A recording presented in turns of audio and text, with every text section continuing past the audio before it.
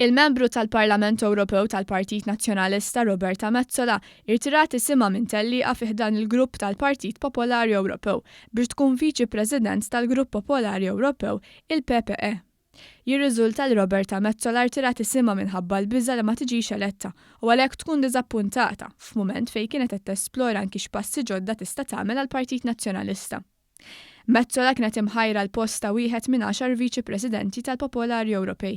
Il-President hu Manfred Weber, ħabib ħafna tal-Partit Nazzjonalista li kien imbuttat mingħajr suċċess biex isir President tal-Kummissjoni Ewropea. Żvelaw dan mal-gazzetta kulħadd imkejjen fil-Partit Nazzjonalista li konfermaw x'ġara wkoll b'referenza l-kitba fil-ġurnal awtorevoli Politico. Fil-fatt, meta ftit tal-ġimgħat ilu saret din l-elezzjoni, Roberta Metsola kienet diġà fuq l-lista tal-kandidati. Iżda mbagħad ma baqgħetx u rtirat isimha.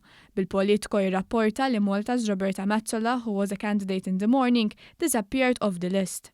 Metsola qatet qalba anki jekk għal 10 karigi kien hemm biss 12 kandidat u li middera kien hemm xi sforz fil-Partit Popolari Ewropej biex joħorġu iktar nisa. Jirriżulta li kien hemm diversi fatturi għaliex Metsola rtiratu beżet li ma tkunx magħżula. Mhux l-inqas għax id-delegazzjoni żgħira tal-Partit Nazzjonalista komplet tiċkien wara li fl-aħħar elezzjoni l-Partit Nazzjonalista naqas mill-liġi bit-tret siġġu. Dan wara rebħa storika għall-Partit Laburista. Għal-mument qalu l-imkejjen tal-kulħadd der li Roberta Metsola bdiet tagħti l-impressjoni li kienet se tkun eletta f'xi kariga oħra. Iżda dan ma seħħx meta issa ħafna mill-formazzjoni fil-gruppi fil-Parlament Ewropew hija lesta.